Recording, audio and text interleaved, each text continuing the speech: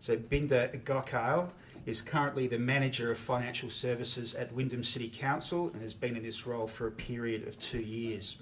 Prior to this, Binda held the position of General Manager of Planning, Forecasting and Performance Management at Telstra Corporation, as well as a number of senior executive roles within its corporate finance and treasury operations, including as Alternate Director of Telstra Super and a member of the Telstra Super Audit and Risk Committee.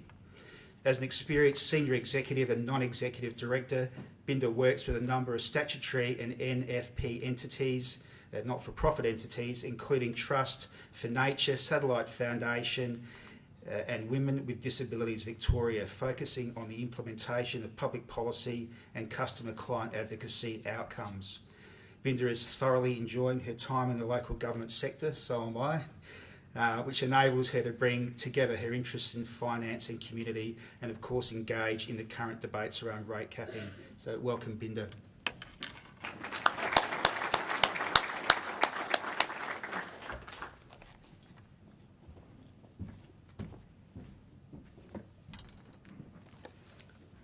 Thank you for that introduction, and thank you very much for the opportunity for sharing my thoughts with you this morning. Yes, Binda, Belinda or Bindi, I answered all three over time. Look, so welcome to the dilemma of rate capping and all the angst that's going to go with it. And I've got a bit of a, have been here sort of moment, deja vu moment, because it's exactly the type of conversations and the sense of urgency that the Victorian councils went through prior to the legislation sort of being tabled and finalised. I note the audience here this morning is quite diverse, and each will have differing views and differing levels of passion on rate capping and what it means to their particular constituency. But what I'm going to be attempting to provide is really a Wyndham perspective on what we did, how we engaged both with the various regulatory bodies as well as our community and where we are today, so our journey into that. Just some, I guess, initial observations, and these are also personal opinions. The decision to impose a rate cap is a populist one, and really I feel risks being portrayed in very simplistic terms to the community. So if you go out to the community and ask the question, do you want to pay lower rates? You risk getting a very simplistic, straightforward answer of yes, of course, we'd like to pay lower rates. It's not until you engage in that detailed conversations with the community and take them on the journey of the detail of what council decisions involved and the services and all of that which it implies, that you really start getting quite surprising results. And I'll take you through our journey in that aspect where we're finding a lot of the community start becoming advocates with you in terms of some of the commentary on the legislation, etc. The mantra of rates, roads and rubbish, again, is a very simplistic statement. And while the media might pick up on that and say, yep, that's what councils do, and what does it, and we can control the costs of doing that because you unitise everything, and that's fine. When you start dealing with the community, there is a strong recognition that there's a vast array of services that and a dependency on council services and infrastructure. So to the layman, and I still consider myself a layman, 2 years in local government, the conversations that I hear and the way I interpret them at both the federal, state and local levels is basically that, maybe we don't trust you and maybe we need more transparency. We may need more accountability. And part of it is really that we want more control, we want more monitoring, and by the way, here's potentially more services we're flinging over to the other side. So the whole debate of cost shifting and what that means to the financial sustainability of councils comes in. The terminology used is still one of consultation rather than collaboration. So consultation, and I think there is a difference between the two.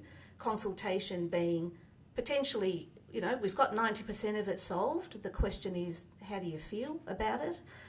Whereas collaboration is, what are the community aspirations that we're driving for? When we talk about local government, what is our vision for local government and the quality of life? And, let's start working from that base.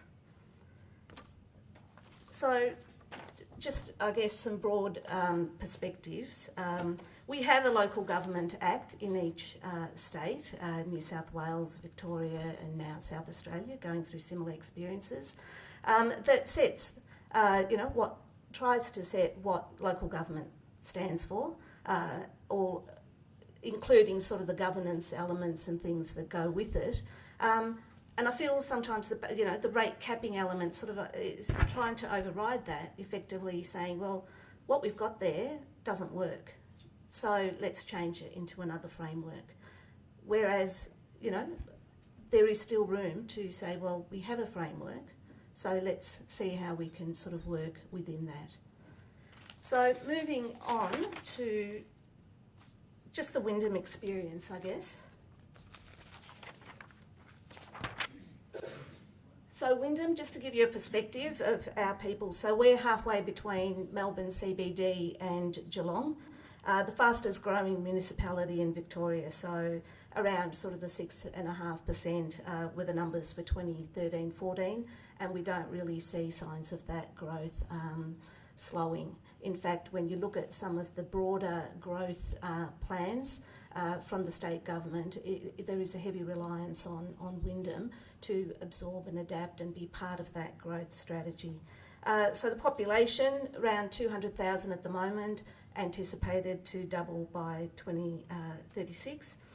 82 babies born each week, so more than 4,000 births 2014, and so there's sort of that direct linkage in terms of continued reliance on the maternal child health services and particularly kinder services, where we're seeing a lot of the funding gaps forming. The largest age group, 35 to 49 years at the moment, but then when you extrapolate out, 133% in retirement age expected by 2036. So again, you've got sort of the youth, the early childhood, youth, and also aged care. So it really covers the whole broad spectrum of it. Infrastructure. So slide one really talked about sort of the growth element. With growth goes the infrastructure requirements, and then the two are really hand in hand. Roads to maintain, drainage pits and pipes, the whole asset renewal and the way that it is calculated and the way the metrics drive some of those asset renewal expectations as well. Developer contributions are a big funding gap for us, which I'll touch on a bit later. But all of these are about continued need to ensure that there is adequate funding to meet community expectations. So in terms of rate capping policy and what was the Wyndham approach? Well, firstly, before, as the thought processes and the bills into Parliament, etc., were developing, it was certainly about advocacy. So it was about looking at why there was a need for rate capping, just at a philosophical level. What did that achieve and what were some of the shortfalls of that? And we were leveraging, obviously, of some of the New South Wales experience that had sort of been in that regime for a period of time. Seeking recognition as the Growth Council and what that meant, partnering with the state government on a lot of the growth initiatives, particularly around the developer contributions, where that is a legal contract that we have, that we're committed to providing a certain level of infrastructure. And we're really in a case where both the state government and ourselves, we both recognise that there are huge funding shortfalls embedded in the way those elements are priced. And some of the early rhetoric had been, yes, we acknowledge the shortfalls, but you've got a rate base you can leverage off. Well, now we're in a scenario where we still have the shortfalls. and yet there's a potential capping on that rate base that we're expected to leverage off. So those arguments, don't necessarily align. I guess there was a similar comment by a Prime Minister recently around some of the tax reforms, and, one of the comments that, you sort of highlighted was around, people who provide the services should be responsible for collecting the revenue. So why doesn't that hold in a local government context? Productivity dividend, and the early framework in Victoria did have, established sort of a rate cap, but then there was a productivity dividend that was deducted from that. Whereas our argument was we had an embedded productivity dividend policy in our planning processes, and this was really then a continuous double dip that, the sustainability of which hadn't really been tested before the frameworks were established. The impacts of cost shifting, and this is something which every council picked up on. It was a common theme and an impact to all. And when we actually put in for a rate submission, we've sort of left that piece out because it is one that applies to every council. And when I get talking about sort of our particular submission, just to highlight the Wyndham specifics that we've tried to incorporate. The timing, it's an election year for local councillors and also evaluation year. So the messaging to the community, enough time for councils to really prepare and start that community dialogue, and then to make sure that there's not the elements, the added confusion of it being evaluation year. So a lot of work for us around the comm strategy, given the timing of the rollout. So we're, I guess, into the future a bit in terms of there is a legislation that's being passed. And our strategy at that time was really to say, well, we can go harping on about it, but here is now the political reality, like it or lump it. How do we work with it, and how do we then drive the best outcomes? So it was about very, enthusiastic, you could call it, but engagement with the regulator, with the ESC, contributing to a lot of the workshops and things that they had around, well, okay, if this is a framework, then what does that variation framework need to look like? Can we then influence the reasonableness of that? The initial, the feedback we were getting is that there'd be data upon data upon data required. How do we sort of try and manage some of those expectations? So that was a pretty primary element for us. We took a lot of time in starting to develop community leaders, and I'll take you through some of that. The local government value proposition, did we understand what we stand for and what value we provided? Did we have our own house in order in terms of being able to articulate the unit cost, the service, create the service catalogues? The rhetoric that was out there at a point in time about why rate capping was not required, because we had all these things and we were governing well ourselves. Could we prove that out with all the data and the policy frameworks that we had? And therefore, a strong focus, obviously, on internal review, restructure, and being able to prove out the efficiencies. Whilst, of course, continuing the advocacy, because certainly the fact that a legislation is there does not mean that it cannot change over time, that it cannot be influenced over time. So we're not sort of losing sight of that fact. Just quickly, I guess our application, so we've put in for a 2% above the CPI, which would take our rates year on year to 4.5%, and that equates to around 3 million in year one. And I guess that's one of the issues as well. All these things in year one, it may not necessarily be a huge impact. Like if you're a two-income family, for whatever reasons you move to a one-income family, there are things you can do in year one. It's not until you get to the cumulative effect of years 2, 3, 4 beyond that, you're not painting, you're not maintaining, and things run down. So Our long-term financial plan is actually premised on a 5.5% growth. So even with this rate cap, there is a shortfall. The decline in revenue, obviously, and the sustainability of our operating surpluses at the time. Our operating surpluses are very critical because we have such a large capital program. I mean, we're one of the highest capital programs in Victorian councils, averaging around 100 plus million per year. The community feedback that we had and the panels did support, provided we went through a logical thought process and could prove out to them our case, there was support for a rate variation, and that came out strongly through the community panels that we had. We also looked at borrowing capacity. That's one thing that, it's very easy to jump on, particularly where a lot of local councils may be undergeared or historically have not gone to sort of the debt, and there's still a mindset issue that you need to get the councillors across when you start sort of gearing up your balance sheet. We've got a sizable debt. We've got, by the end of this year, we'll have 55 million in borrowings, which is around 35% gearing for us. And the shortfalls in the DCs and the way some of those developer contribution agreements are structured, there's an embedded borrowing requirement in there of around 40 million.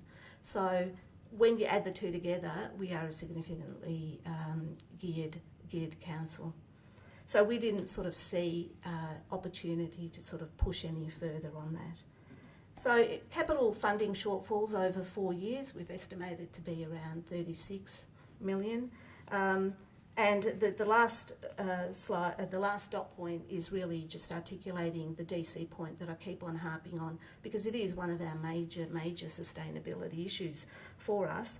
In some of the infrastructure levy shortfalls over 20 years, and this is just purely based on the numbers that have been agreed with the state government, it gets to 300 plus shortfalls over that time. Inward reflection and review, and I've touched on this, so I won't spend too much time on it, but really we did, sort of collect our thoughts and say, well, do we have the data to match the rhetoric, and where are the gaps, and how do we sort of make this argument? We understand it, but what's the best way to take that to the community? We spend a lot of time looking at our services, trying to articulate them, not in the speak of council provides hundreds of services, but what are the key service portfolios? What is the net cost of each of those services? And that enabled us to put those numbers to our community panel groups and say, is this the sort of cost you would want to spend? If a particular service, a youth program or an Asian disability program, if this is the net cost, would you want to stop it? Would you want council to contribute more? Or would you be prepared to pay for it? So there were quite detailed conversations on each of our service portfolios to gather what the community appetite was. Have we adequately defined output measures? And we've got the local government performance reporting framework, which commenced last year in Victoria. That's a very standardised set of metrics, which I guess is step one, but then each council is again different, and the way some of those metrics are defined don't necessarily give you like-for-like comparisons. So what are the relevant and the metrics again that we could take out to the community? Articulating our efficiencies, all well good and to say, yes, there's an embedded productivity dividend, but again, before we went out to the community, were we able to show them our plans for benefits realisation, prove it out through the numbers that, yes, that they were being delivered productivity dollars. And on the capital budget, the reality of setting budgets versus the delivery, so the capacity to deliver. The dialogue really needed to be real and effective and could not be preemptive. So whilst I guess some of the feedback from the government was, look, you've got an early heads up, we've been kind of talking to you about this for the last 18 months to 2 years, surely you've gone out to the community. But what we found that the community did not really take it seriously to engage in these conversations until the legislation was passed. And so there was a lot of it that we could not be preemptive on, and nor did we want to hold the community to ransom with statements of, well, if this comes in, you know, our kinder support stops, or, you know, school crossing supervisors go. So we really held back from those type of comments because it was really going to lose that community engagement. It wasn't an advocacy campaign with the community, it was a campaign about information. You know, funnily enough, you know, in sort of the last 4 or 5 years, you would have your budget ordinary council meeting, or you try and sort of boost that up with a bit of a rates, you know, showcase and a few other activities to try and bring the resident groups in. But we were still getting, you know, maybe 3, 4, 5 turning up to the budget conversations.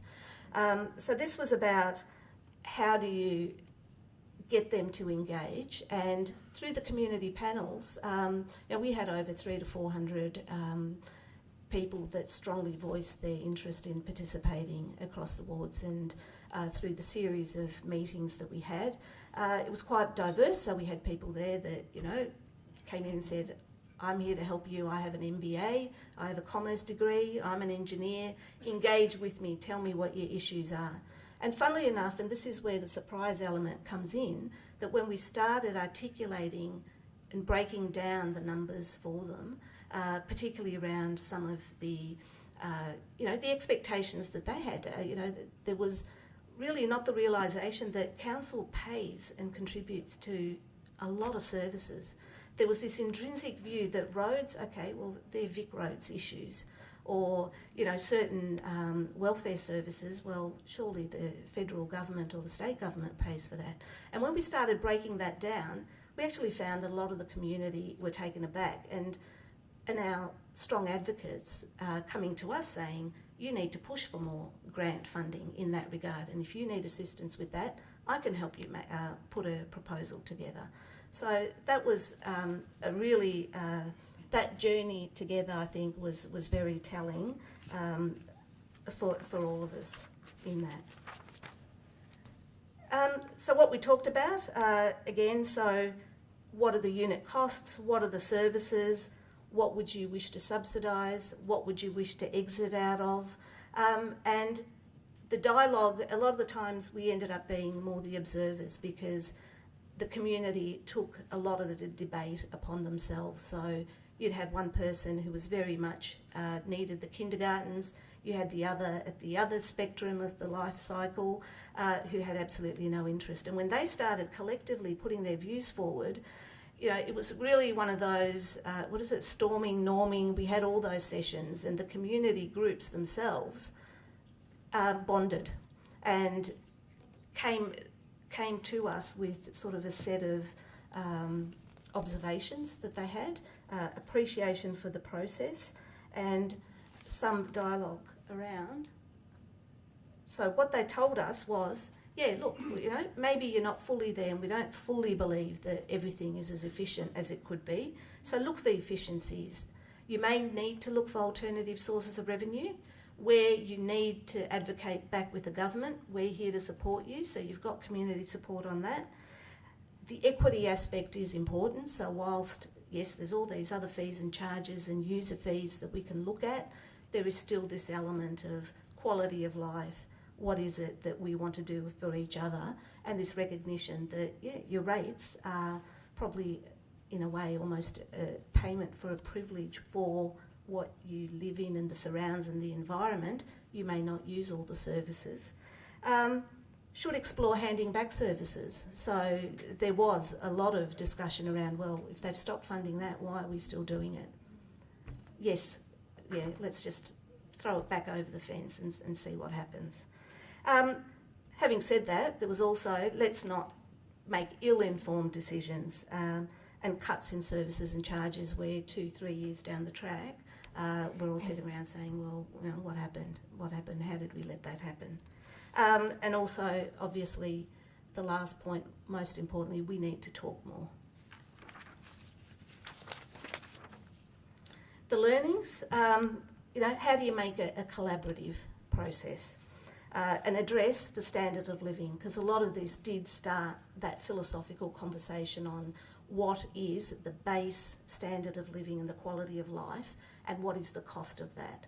Let's have a conversation about that. So let's not jump to the conclusion of rate capping, but let's start off from the first principles. It's a tough decision in an election year, and the councillors went through quite a lot of robust debate. There's the financial reality versus the political pragmatism and the balancing of that in an election year. And I think our councillors, took a very brave decision to move ahead with that. The time for advocacy versus a political reality, how do you balance that? When do you make that shift? Does it have to be clear cut, or are they both sort of on a continuum? The pros and cons of cross-council engagement, and by cross-council I don't mean within our council, but getting together with other interface or other growth councils on the commonality of that story. We found that to be a very rewarding and worthwhile process. It did sort of escalate some of the issues to the government. The cons against it is, at the end of the day, you need to think about your municipality and what makes you different to anybody else, because it gets back to my comment earlier on the cost shifting. 79 councils, if they put in a variation submission saying, well, it's all to do with cost shifting, well, we're all in the same bucket together, but what is it that about Wyndham that's different?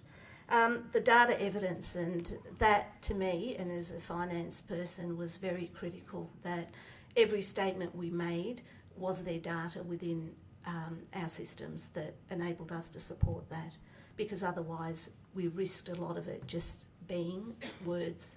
So could we prove that out? And that is something that a few of the other councils that I've spoken to are grappling with, but it is about getting our systems and data sets in order. And public consultation takes time. It's not, here's a bill that's been introduced, let's get a group together. And therefore, I can't sort of stress, from my experience at least, the timing and allowing the time of some of these things to filter is extremely critical. So some questions for us to consider. What can we do? The community seems to dislike all aspects of government at times. We're the closest to the community, so us as leaders sitting around, what can we do to improve the reputation of councils with the community? How well do we communicate the cost and level of services? And, some of these conversations we feel that we've just started having, and the community is just starting to get interest in. So if there's a positive out of it, it may be that. But again, rate capping is a very blunt tool in a way. I know that each government will say, but there's a variation process, but the baseline has been set. And to the effort and the cost and the all the other aspects that go with arguing a case that makes sense, needs to be considered. Sustainability and change are the two words that keep on cropping up. And, have we defined what do we mean by sustainability? Because what our community told us is, don't cut any services. We want you to continue doing everything. So is sustainability in the terms of the services, or is it financial sustainability? Because the two in a rate capping environment may move at odds. Leaders of change, again, looking inward, do we see ourselves as leaders of change? The fact that we have a local government act and a framework, but governments have seen the need to overstep that and come in and put a blunt tool in, do we need to reflect on that and say, what have we done within ourselves to drive some of the transparency of the community, confidence, etc. that's there? Disruptive or incremental. So whatever change happens going ahead, how do we sort of position ourselves within that? And again, is this about long-term structural reform? Again, underlying what is our aspiration on the quality of life, etc., or is this about short-term impacts in terms of, let's put it out there, let's see how we go for this term, 2 or 3 years, low-hanging fruit we're likely to get, and then we move on to something else. So I'll stop there. I might have gone a bit over time, so apologies for that. Yeah, so happy to take questions now. Or? Can you tell us what your current year's rateable income is for your council? Can you tell us that? Yes, so I mean we're going through the plan process at the moment, but our collection from rates is around 130 million. Thank you. And just so I've got it right, so you've got a 5.5% growth factor, CPI 2.5, there's 8, and you're going for another 2%, so you want a 10% increase in your rate base for the next year. No, the 5.5 that I talked about is what our year-on-year rate increase assumption was in our long-term financial plan. Thank you. So rate capping will give us 2.5, and we've gone for a 2% variation above that. So we're saying we would like to increase year-on-year rates for this next year by 4.5%. Thank you. Okay. Hello. Hello. Jill Whittaker from Campbelltown. I'm just wondering if that includes growth factors. So you'd have more money coming in because of growth. So is that included in those percentages? Yes, it is, yeah. One down the back. Just if you were able to, what are the key similarities or differences between the Victorian and the South Australian rate capping systems? The Victorian one, and I haven't got sort of the full legislation here, but I think, and I've had a quick read through sort of what has, you know, what's on the table at the moment. I think the conversations around what is the appropriate rate. You know, we went through a lot of dialogue in Victoria about CPI not being the appropriate base, and the, you know, local government costs obviously extended above that, and that was quite easy to prove out. I think your starting point may be different, but I think regardless of what that starting point is, because there's always going to be arguments for and against whatever number you start with, it's part of the discussion is around should there be one at all? Should this process happen at all? And what does that say for sort of you know, the ability of local government to engage with their community and to determine their own numbers? This extra layer of compliance that comes in, is that required? The productivity dividend, I'm not sure. It was originally in the numbers, but in the final legislation that was taken out. And the way the final legislation in Victoria reads to me is that you know, the minister has a lot of flexibility in, you know, looking at different council, so whether it's a growth or an interface or whatever. So I think from the initial ESC proposal, some of the elements have been changed to allow the minister flexibility, but the ESC is the regulator, and you know, it's really, I mean, look, it's year one. We'll see how we go through this variation process, and probably be able to comment more on once we get that Just one answer more back. question. Binda Yates, Holdfast Bay. Just wondered, have you actually cut staff as a consequence of this, or reduced services in any large extent, or are you waiting to see what happens for the next year or so? Yeah. So our plan next year is premised on same services at the same service level. There is an org review underway at the moment. We've recently also had a new CEO come in, and so that was always on the table. There haven't been sort of staff reductions, if you like, specifically linked to this, but it's ongoing in terms of our productivity, and we've got a program excellence at Wyndham where there is continuous review of service and efficiencies, but nothing in, directly in relation to that. Having said that, part of the gap, so we've articulated a gap of around 4.5 million in next year's budget. Around 1.5 million of that we're saying we will look at driving internal productivity, and the org restructure and things like that will form part of that. And then 3 million of that will be where we look at cutting back capital programs. So that's if we're not successful with the rate variation.